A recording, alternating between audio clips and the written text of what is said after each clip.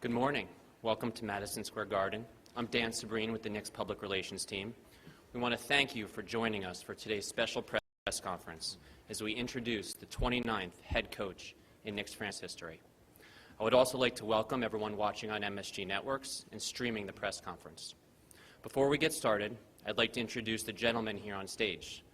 To my left is Knicks President Steve Mills. Joining him to the far left is Knicks General Manager Scott Perry. And seated in the middle is the new head coach of the New York Knicks, David Fizdale.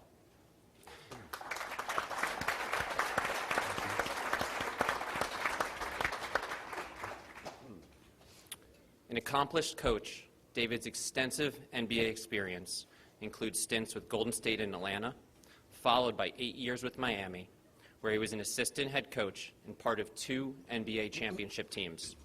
He then went on to become head coach at Memphis, where he led the Grizzlies to the playoffs, and now we are thrilled to have him in New York City. We would like to recognize members of David's family who are here with us, his wife Natasha and his mom Helen. Welcome to the New York Knicks family. We're also joined today by New York Knicks players Lance Thomas, Kyle O'Quinn, and Trey Burke. And Emmanuel Mudiay. Sorry, I couldn't see you there. That's right. We are now going to start with comments from Steve, Scott, and David, followed by questions from the media. Without further ado, to begin, Knicks President Steve Mills. Good morning. We're excited to be here today and introduce David Fizdale as the coach of the New York Knicks. Bless you. At the conclusion of the season, Scott and I laid out a plan that we were going to conduct a search for our next head coach. He and I identified a series of characteristics and things that were important to us and to our organization in identifying that candidate.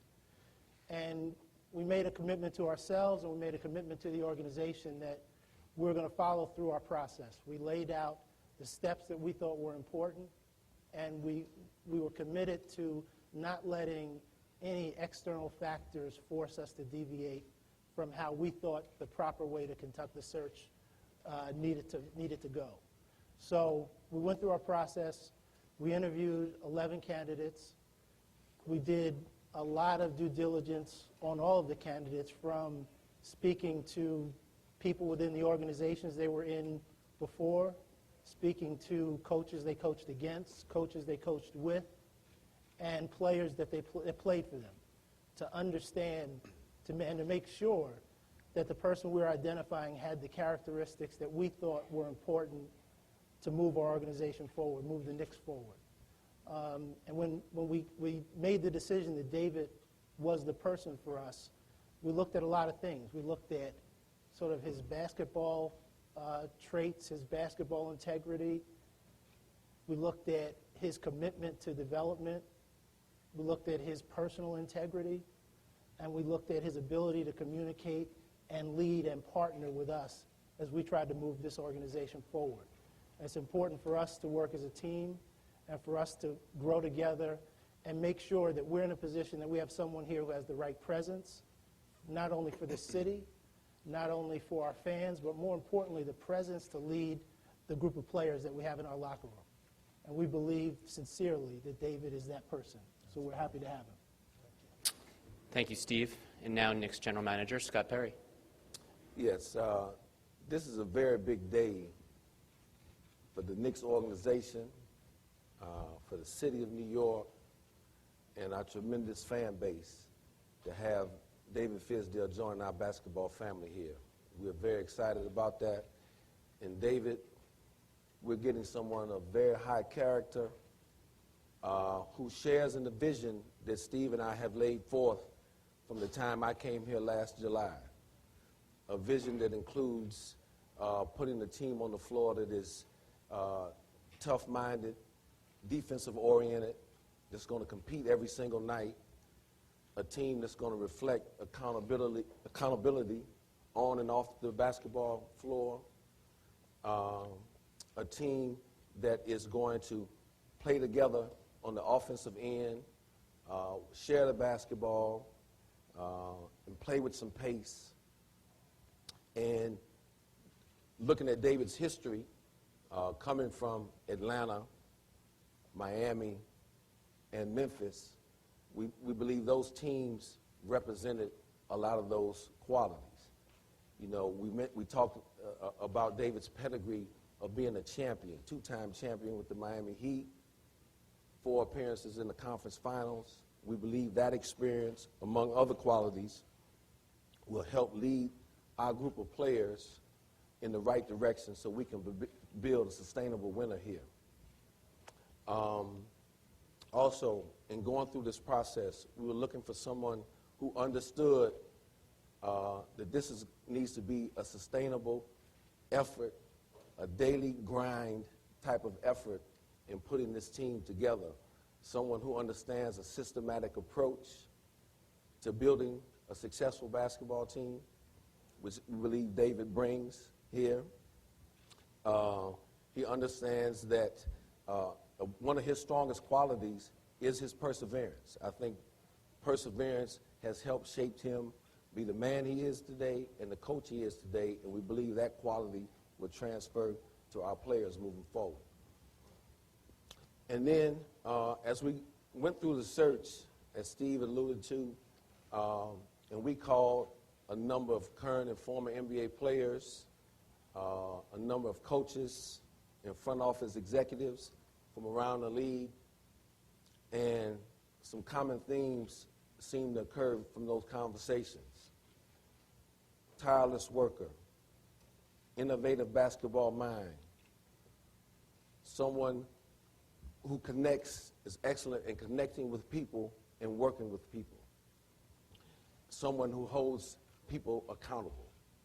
So all of those qualities led us to David sitting here today, our excitement, and we're really looking forward to partnering with him and building this franchise back into a sustainable winner, and that one day we hope competes for an NBA championship. Absolutely. Thank you, Scott. I am now pleased to officially introduce the new head coach of the New York Knicks, David Fizdale. Thank you. Thank you. Thank you. Thank you. This is quite humbling to be sitting here today with you guys. I'm so honored to be the head coach of the New York Knicks. I mean, you can't dream of this stuff. You know, I want to start off before I get into it with I want to thank, there's a lot of people when I was fired that reached out to me, that took time and spent time with me, texted, called, checked on me, made sure I was coming out of the house. Those people know who they are. I want to thank you. I want to thank my lovely wife and my awesome mother here. The 2 reasons that I'm probably sitting up here with you are these 2 women. I hope I make you proud. I'm very grateful that you're in my life. I used to tell my mom I was going to play in the Mecca. I'm going to play in the Garden one day when I was a little kid, and I ain't get to do that. I'm going to be coaching here, though. That's right. That's right. I want to thank these 2 gentlemen right here. They talked about the process. I can't tell you how enjoyable it was to meet with these gentlemen, to get to know them. Immediately, you feel character from them. You know, you just feel it coming. It just oozes out of them. Just great human beings, great husbands, great leaders.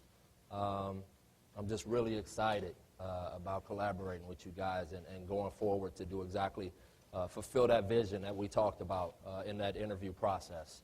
These guys really have a pointed vision that connected to me. Obviously, the history of the Knicks, I don't take that lightly. I'm so proud about that, to be coming to this city, to be integrated in this organization. I don't take that lightly. I really take a lot of pride in that, and I will carry that, and I will roll up my sleeves and work really hard, tirelessly, like you said, to build this culture, to rebuild this culture back, to give these guys a great opportunity to feel basketball success, and eventually maybe we hold that trophy together, guys, right? I want to thank you guys for coming. It means a lot. Really does. You know, it's summertime. It's nice out. I think, Trey, you flew in for this. I mean, I appreciate that. That's great of you. That's cool. Moutier, we're going to get to work, kid. We're going to get to work. We're going to get you right, and you are going to be tough to defend, and you're going to be a heck of a defender. We're going to pick that up, right? Sorry, I get a little off track. I'm just really excited to see these guys. You know, they talked about the vision of defense, tough-minded, sharing the ball, pace, culture, accountability. You know, those are just words. You know, a lot of people have them on their walls. I've even put some of those words on walls in places. You know, they're very cliche in a lot of ways. But I really feel like through my experience that I've gotten to live a lot of these words and fail through these words and achieve high things with these words. And, you know, I hope that I will be able to communicate that and share that with these group of men and really collaborate. Again, I just think it takes so much to win in this league. And if one person is off in one way, it crumbles. And so, you know, for us to be here and all on the same page is really awesome for me. And everybody reached out, different people from the organization immediately when this happened. And it just showed me that there's something special about to take place right now. And I'm just happy to be a part of this deal. And, again, thank you all for coming. And I'm really proud and excited to take on this challenge of being the new Knicks coach.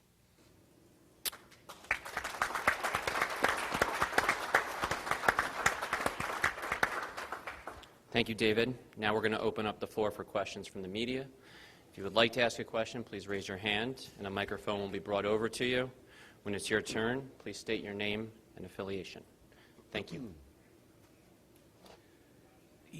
Ian Begley, ESPN.com. You know, Coach, you mentioned some of those players over there. I think Knicks fans are wondering, what are your thoughts on Kristaps Porzingis as a player and how he fits into the future of this organization, because he does have the extension coming up this summer? I would say the best way to describe he's the future of the NBA. I mean, you look around these teams that's still playing right now, and they all got guys that are super long, super athletic, super skilled, super tough-minded, incredible workers, and that is what he embodies. You know, obviously I don't know him personally yet, but I did my background too, and he fits all of the qualities of a megastar and a guy who can really propel a franchise forward to high places.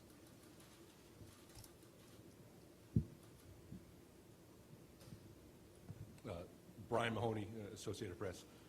David, it seemed like you had a lot of options too, a lot of interest around the league from pretty much all the openings. Was there anything that kind of made this one stand out the most? Because some of the other ones might have seemed pretty intriguing otherwise. Obviously, it was humbling to have interest that, you know, it doesn't always work that way after you get fired, that you have that kind of interest. The thing that I couldn't get away from was the history and the city. And just the interview process with these guys just kept sticking to me. You know, I just felt a real connection to them. And, you know, just how many times do you get a chance to coach in the Garden? You know, it's a once-in-a-lifetime deal, and I love challenges, and I love the history of the game and trying to make history. And so, you know, when this all finally started getting really serious, you know, as much as those other teams were great, and it was an awesome process from them, I couldn't keep away from this place. Yeah, David, Mark Berman, New York Post. Okay. When do you plan to actually head to Latvia, and what prompted We're working your on decision? that right now. Okay. The plane's warming up. And also, just talking to some people from Memphis, they said your relationship with Gasol, you learned a valuable lesson. Do you agree with that, and you know, how so? Well, yeah, because I really take ownership in that, you know, where we didn't necessarily click on things. That's, you know, it's my responsibility as the coach to get players to buy in and really, you know, get them to collaborate and come together. And it just, for whatever reason, we bumped head on some things. But I took that to heart.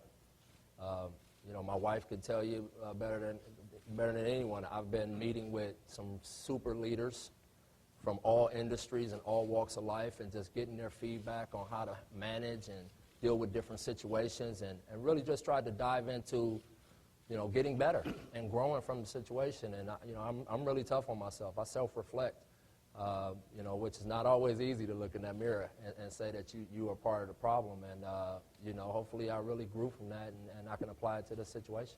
And Mark, that's one of the things that I think is important for us to add. That was an important part of our discussion.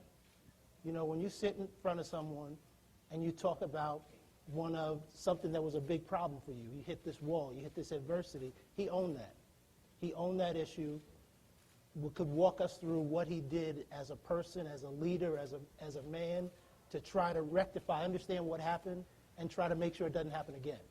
And so when someone owns an issue like that, we all hit adversity, but it's how you deal with it and how you learn from it. And that's one of the things that really impressed us about David. Greg Logan of Newsday. When you talk about what happened in Memphis, it sounds like you were trying to change the style of play there, and it just didn't fit Gasol. What is your plan here? What type of style do you plan to implement here, and do you think that the ingredients here, including Porzingis, are a better fit for what you want to do? Yeah, in Memphis, I did try to tweak the style of play and really update it and get it to where it's a more modern style without necessarily losing the power play that Zebo and Mark both had. So that's why I made sure that they probably both touched the ball record times in the post that year if you go back and look at the analytics of it. But we had to open up the floor to get Mike Conley more space, to open up his game, and no one suffered. And so I think everybody ended up having a great year. I don't feel like the style of play was at all part of, the main issue. But coming here, I just think I see athletes. I see speed. I see a physical toughness to us. I want to get up and down the court. I want to share the basketball. I want to attack the paint. But none of that will start without us being a great defensive team. We're going to be a team, that really plays a pressure, physical style of basketball, get a lot of deflections, try to get a lot of steals, get into the open court, and earn the right to go play a more free-flowing attacking style of offense. And let me add, too, that one of the attractive things in analyzing David's basketball background, especially his time in Miami, where they established a culture, I thought, of being the best conditioned team in the NBA. And I think when you do that, you give yourself an opportunity to maximize what guys can do on the court. So that was very attractive to us. Okay, we can get a culture established where we're going to be in elite condition, and we're going to be a team that competes, fights, and defends every day. And I know you guys have heard me say that a number of times since I've been here, and I think that's will become very apparent as we move forward.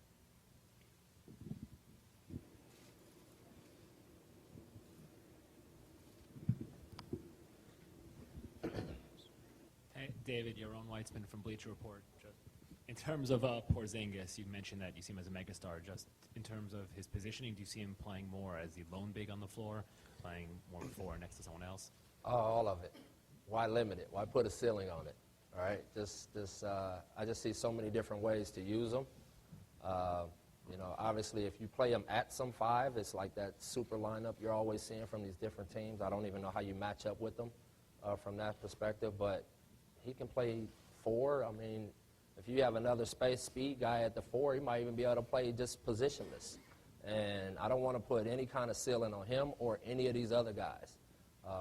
We haven't worked together, so I want to give them a clean slate and try to build them up to be the best players they can be, and put a lot of confidence in them, in the fact that when we work at this, you can use it and apply it and be a better player because of it. So that's going to be my vision for every guy that gets in front of me. I'm going to make sure that I don't put a ceiling or have a judgment or a perspective where I'm like locked into something about these guys. I want to have a real open mind about their development and growth and allow them the freedom to grow.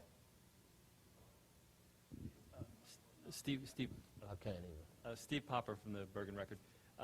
David, you guys have talked about the long-term picture here, but the possibility of no Kristaps next year. Your thoughts on what you could be facing this year? You took a veteran team in Memphis right away. What you see for next season? Yeah, I think it's I see opportunity.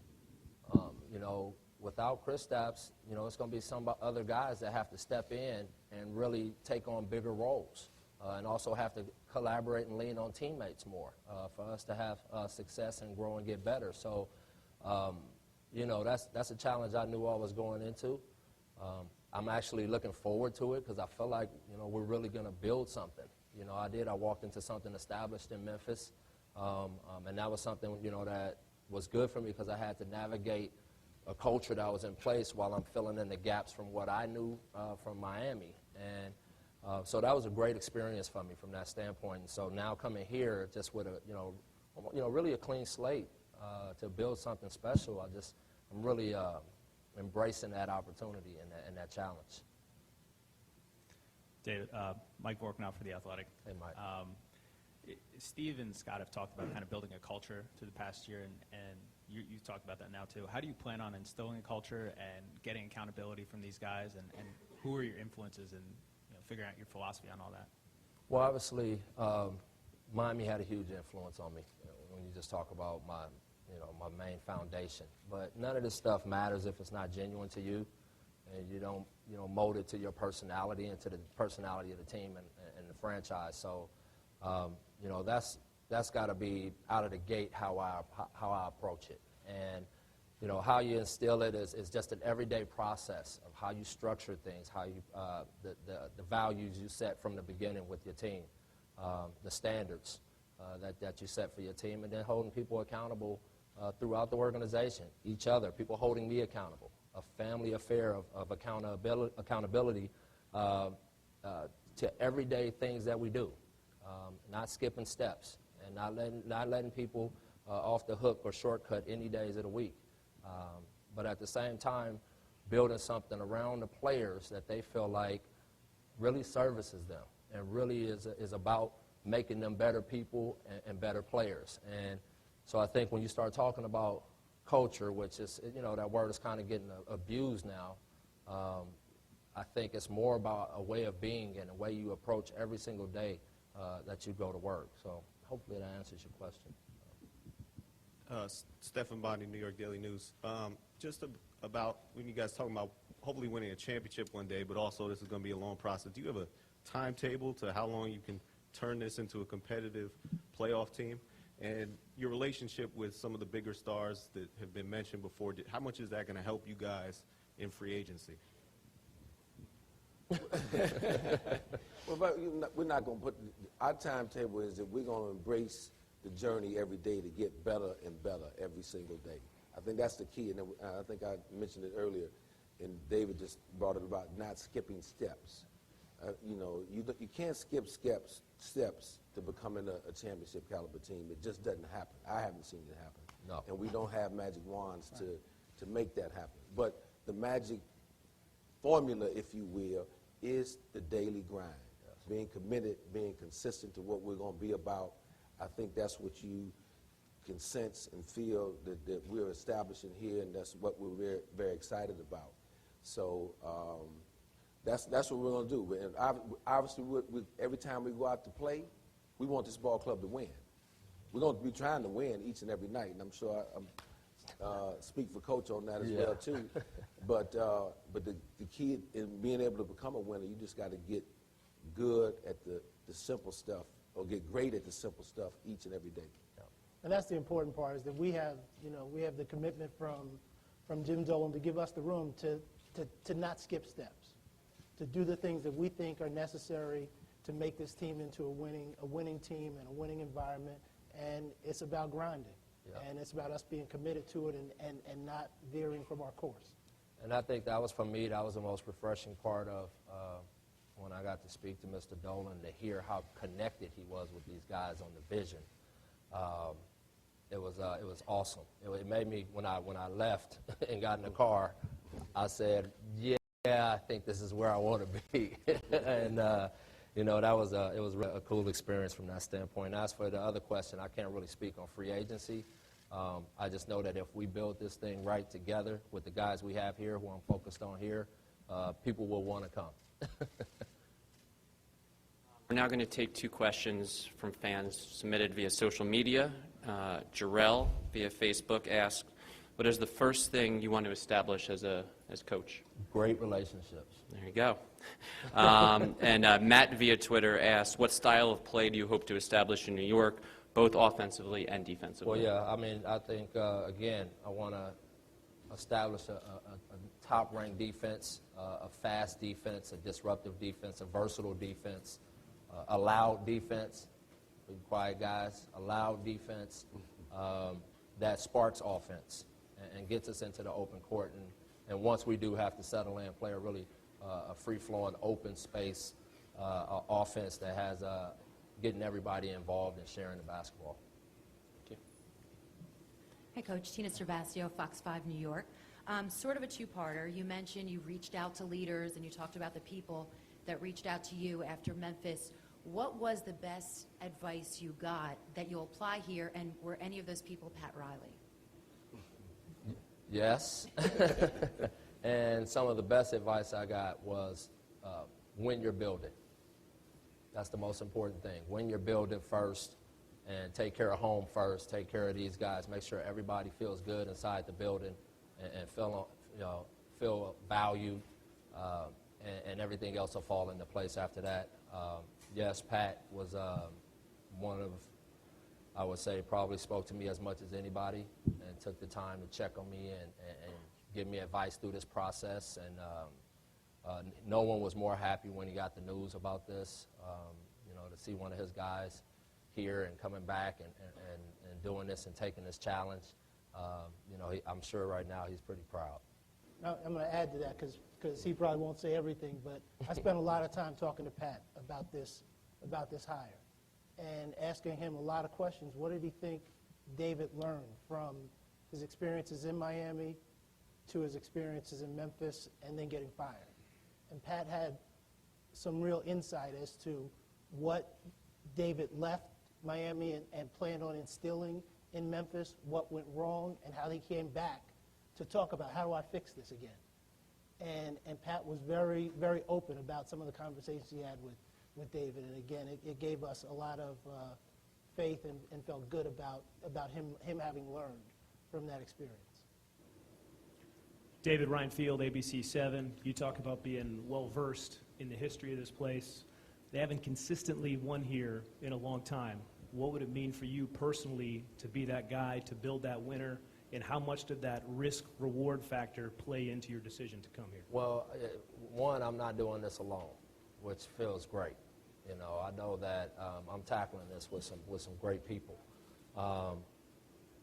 The risk-reward thing was, I just said, to hell with it. It's the Knicks. What are we talking about here? To have an opportunity not just to coach for this franchise, but to be a part of a rebuild that gets this place back to long-term winning. I couldn't pass that up. I just felt like I don't want to look back on my life and say I didn't take this chance. I don't know how it's going to turn out. I just know that I'm going to get to work. I know I have a lot of faith and confidence in my work ethic and my openness to learning and growing and taking in support, and hopefully we can build this thing where it should be. Bruce Beck, WNBC TV. David, congratulations. Thank you. 11 coaches in the past 17 years. Why will this be different? Why will you last? I can't speak for everyone else before me. I was built by two tough women over here. They got me here. I've gone through all kinds of seasons as an assistant and now as a head coach. I feel like my experience, my personality, their vision, the way that these guys have already kind of laid down some bricks of the culture and the future going forward. And, with this city behind us, that connection and that collaboration, I just felt like I really feel like this job was for me, to be honest with you. That's the best way I can put it. And like I said, I can't speak on any coach that was here before me because they had some great coaches here who I are friends of mine and that I deeply respect. But all I can do is just tell you that I know myself and the people that we're going to bring in around me, and I just really feel confident that we're going to get this thing going. Simone Sandri, Gazzetta dello Sport, Italy. Aside from the Gasol situation, in the past you've been very dismissive of European basketball. Is that going to be an issue with the fact that 2 European players are going to be the cornerstone of the franchise? And also in the past couple of years, this team became kind of Eurocentric with the scouting and with the signing. Things are going to change with you in command now? Well, I don't know about that part, but I would say I don't know where the dismissive part about Europe came from. But I respect all basketball from everywhere. I have great friends that coach European basketball that are a lot smarter than I am. So that part, I think, when it comes to that, I don't put everybody in a box that way. Players are from everywhere. Every player is their own individual. I have to give that person the respect as an individual, no matter where they're from. Go ahead, Yeah, Scott. and let me add, as a franchise and organization, we're going to track players wherever they are across the globe. We want the very best players to come in here to build the very best basketball team that we can build. So whether that be Europe, South America, Africa, United States, we're going to track them, we're going to follow them, and if they fit what we're about, then they're going to become a New York Knicks one day. Right. Steve, Ian Begley from ESPN.com. Just along the lines of Bruce's question, this is not to slight Coach Fizdale or what may happen from here forward, but I think 8 full-time head coaches since 2002. You've been here for several of them. Just from your perspective, what do you think is different about this time, and what leads you to believe that it can be sustainable this time? I think we've seen how things can go wrong. And I've seen a lot of mistakes that have taken place, and just mistakes and maybe not the right patience in terms of trying to build things the right way. This whole notion that in New York you have to win yesterday. And we're about winning, but we're about creating something that we can win for a sustained period of time. And I think we've seen a lot of shortcuts and swinging for the fences, trying to hit home runs all the time. And Jim has given us the room to try to do it differently. And I said it the first day I came on when Phil left, that we were going to build this thing through defense and accountability and developing our players, and we're committed to doing that. So that's the difference. And we're going to stay true to that. I'm sorry. Yeah, Mark Berman, New York Post. You have 3 young, talented point guards. What's Guards. Okay. Guards. Well, what's the plan for Frank? And he played some off the ball. I mean, how do you see that whole situation? Throw them out there. Put them out there together. I'm about speed, skill, aggression, attacking, playmaking. And all of these guards have that ability.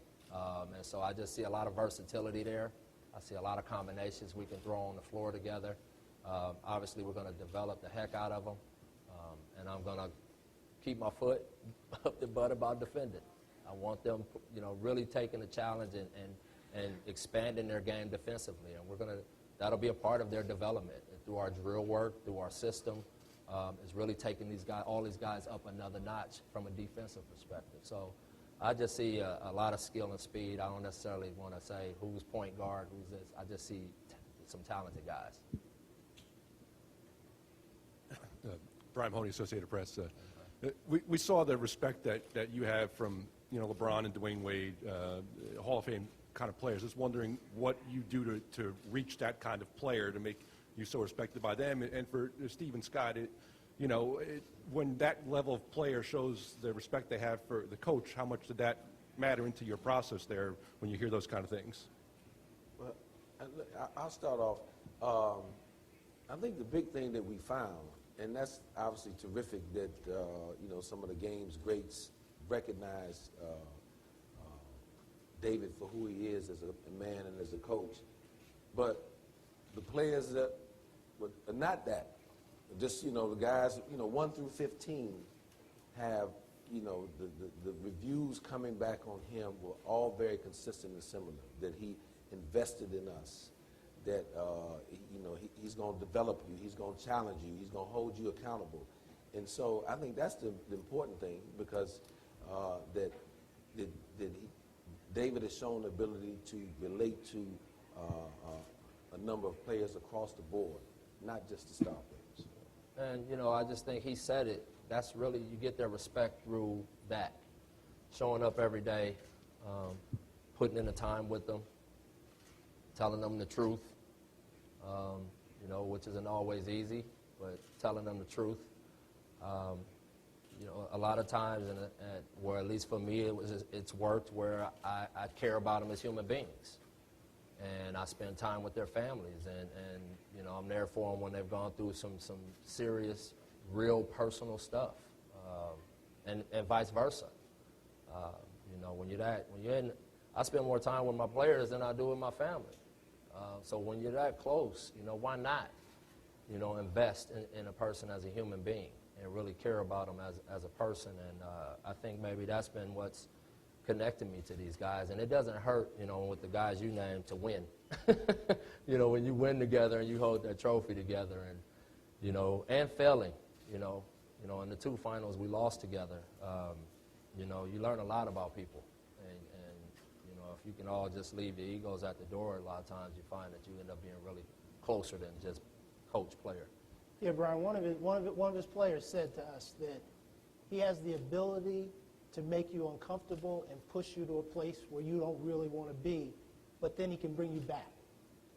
And so it's little things like that that I think are important in terms of the psyche and the mentality of a player, and to understand how you can get them to those places where they allow them to get better and allow them to grow, and he can do that. David, your own Weitzman Bleacher Report. You've talked a lot about things you've learned from your time in Memphis. Is looking back, what's something maybe you wish you'd done differently or would have done differently? And Scott, just to follow up, you said David is, you mentioned that he's an innovative coach. What about him do you view as innovative? You want to start? You want to go? Yeah, go ahead. Okay.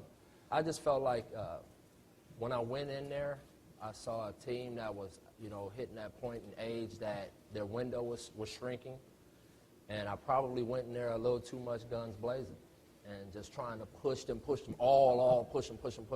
And, I think I didn't let certain things grow organically and just let it happen naturally through the way we structured things. And, I really took that to heart going into the summer after the first year and really tried to learn from that and come back into the season with a different approach from that standpoint. And so, coming into this and seeing the lay of the land now and how these guys have already laid down some bricks, I feel like it'll be a lot more smoother process from that standpoint of being able to collaborate with these guys, lay down a culture, rebuild this, and, because they already had something going there, and that's a tough thing to navigate, but here I feel like, we're going to do this thing together, and that's going to be pretty fun for me. Yeah, while David obviously brings a fundamental base of what he wants to teach and all, what we found him to be is a guy who's constantly seeking new information, he doesn't put the game into a box. So, even in his time in Memphis, you take guys who, like both Randolph and Gasol, for instance, they took career numbers in terms of three-point shot attempts. Where a number of other coaches probably would not have thought to do that. He's constantly tinkering with plays, and again, he's going around the coaches around the country, just again, trying to stretch his knowledge base and not think of the game in maybe say the old static ways of, everybody has a position. You hear him talk a lot about positionless basketball and not being afraid to try different combinations. And I think with where the game is going today, that's a very appealing quality that he brings. George Willis, New York Post.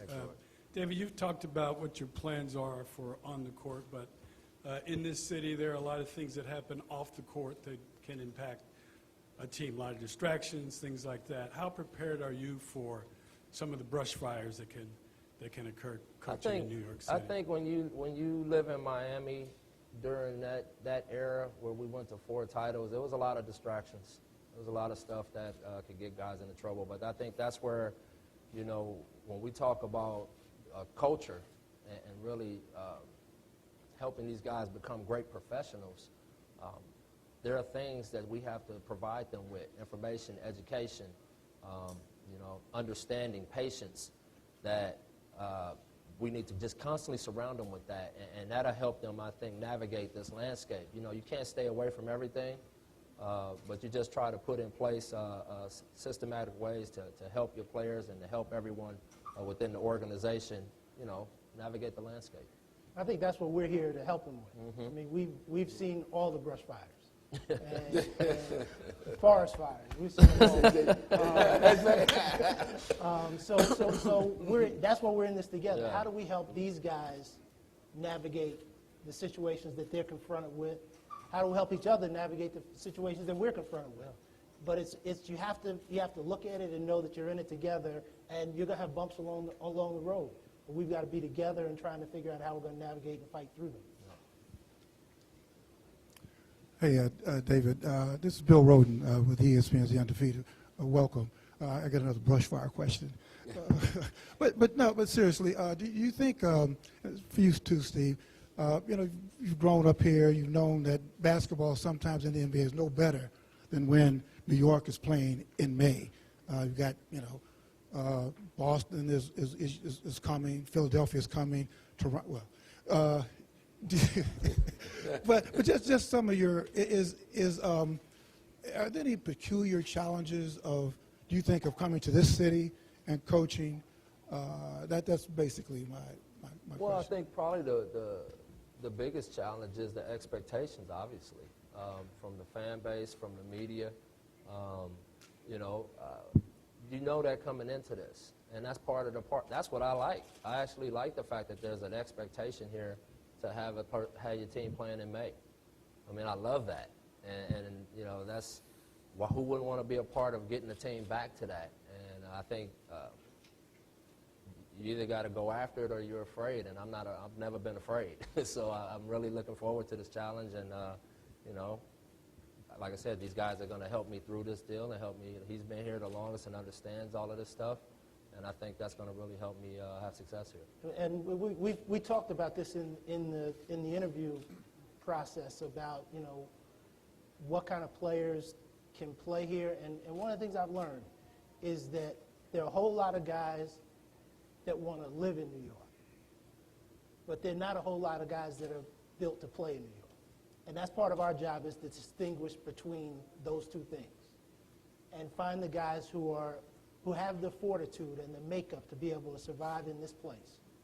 And that's different.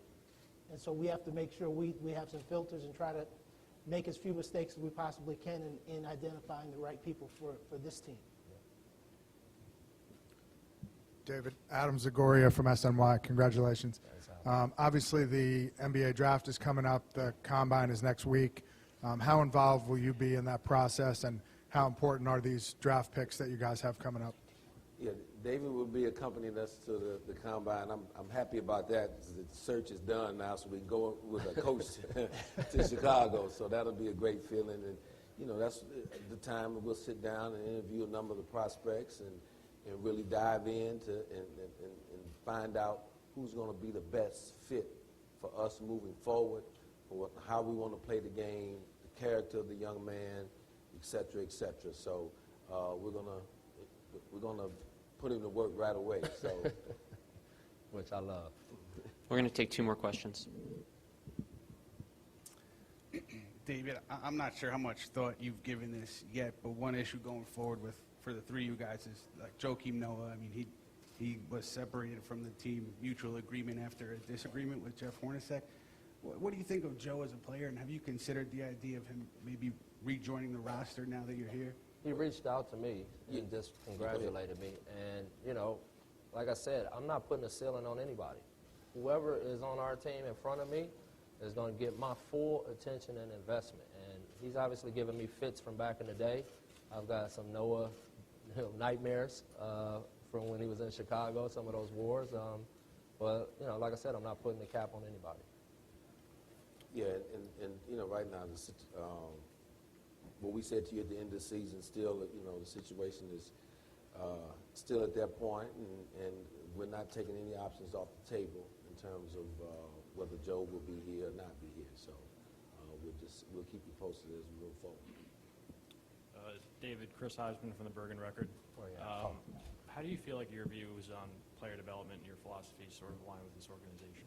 I didn't hear the last part. How do you feel like your views and your philosophies on player development align with this organization specifically? Oh, I mean, it was like you just overlapped when we met in the interview process, and when they started talking about their perspective on player development. I mean, they just hit a lot of bullet points with me from the standpoint of how we assess our players to start, having a view from the standpoint of don't limit them, try to develop things that can really expand their game, developing defense, having coaches that are not just consistently in the gym, but consistently available at all times to eat, to hang out, to come back.